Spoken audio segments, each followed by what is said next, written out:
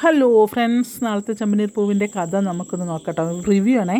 അപ്പോൾ നമ്മൾ റിവ്യൂവിൽ കാണിക്കുന്നത് എന്താണെന്ന് വെച്ച് കഴിഞ്ഞാൽ നമ്മൾ രേവതി ചന്ദ്രേനെ പിടിച്ചൊന്ന് കുടയുന്നുണ്ട്.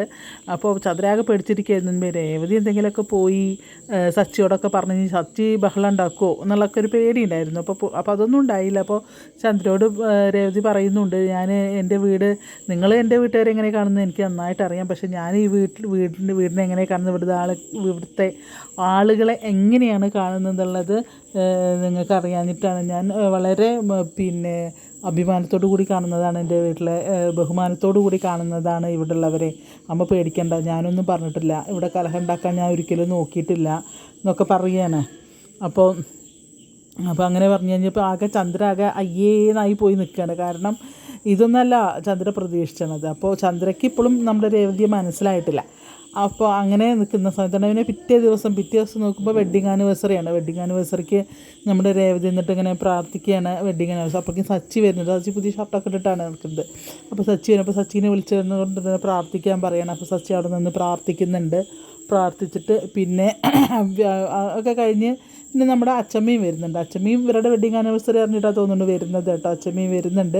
അപ്പോൾ അവരൊക്കെ കൂടെ ഇങ്ങനെ, അപ്പോൾ അച്ചമ്മയെ പിടിച്ചിരുത്തുകയാണ്. അപ്പോൾ നമ്മുടെ സച്ചി കൊണ്ട് കാണിക്കുന്നുണ്ട് ഒരു ഇത്, ഞാൻ എൻ്റെ രേവതിക്ക് വേണ്ടിയിട്ട് വിവാഹ സമ്മാനം വാങ്ങിയതാണ് അച്ചമ്മ, എങ്ങനെയുണ്ട് എന്ന് ചോദിച്ചിട്ട് അങ്ങനെ സച്ചി കൊണ്ടുപോയി കാണിക്കുകയാണ് അച്ചമ്മയ്ക്ക്. അപ്പോൾ അച്ചമ്മയ്ക്ക് ഭയങ്കര സന്തോഷം. പോകുമ്പോൾ ഒരു മോതിരാണ് കേട്ടോ, ഒരു മോതിരം. അത് രേവതിക്ക് കാണിക്കുന്നുണ്ട്. പിന്നെ അങ്ങനെ അച്ചമ്മയ്ക്ക് കാണിച്ചു കൊടുക്കുന്നുണ്ട്, ഇത് എൻ്റെ രേവതിക്ക് വേണ്ടി വാങ്ങിയതാണ്. അപ്പോൾ അച്ചമ്മ വരുമ്പോൾ സച്ചിയുടെ സന്തോഷം കാണണം കേട്ടോ.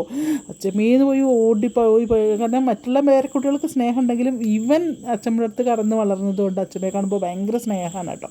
അങ്ങനെ ഓടിപ്പോയി കെട്ടിപ്പിടിക്കണു, അച്ചമ്മേൻ്റെ അടുത്ത് വട്ടം കറക്കണു. അച്ചമ്മ അങ്ങനെ പറഞ്ഞിട്ട് വിട്ടട്ടാ എന്ന് പറഞ്ഞിട്ട് ഇങ്ങനെ പറയുന്നുണ്ട്. അങ്ങനെ ആ സച്ചിയുടെ ആ ഒരു സ്നേഹം അതിങ്ങനെ കാണിക്കുക. പിന്നെ അച്ചമ്മോട് ഇങ്ങനെ പറയുന്നുണ്ട് വെഡ്ഡിങ് ആനിവേഴ്സറി. അപ്പോൾ ചന്ദ്രയ്ക്ക് വലിയ മുഖമൊന്നുമില്ല, കാരണം അച്ചമ്മ വന്നത് കാരണം. അച്ചമ്മ വന്നു കഴിഞ്ഞാൽ പുള്ളിക്കാരിയുടെ ഇമേജ് ഒന്ന് താഴും, കാരണം അതുവരെ പുലിയായി നിന്ന ആൾ പൂച്ചയാവും അച്ചമ്മയുടെ മുന്നിൽ.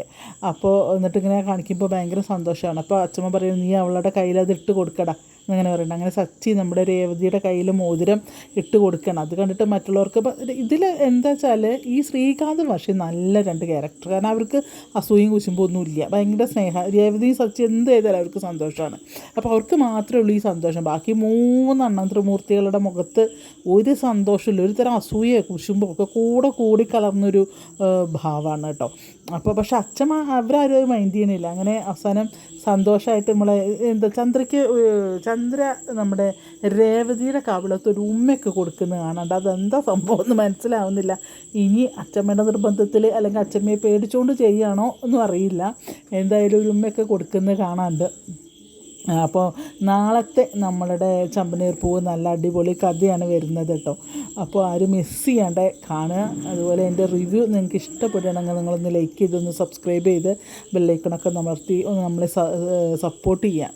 ഓക്കെ, അപ്പോൾ എല്ലാവർക്കും ശുഭരാത്രി ആശംസിക്കുന്നു.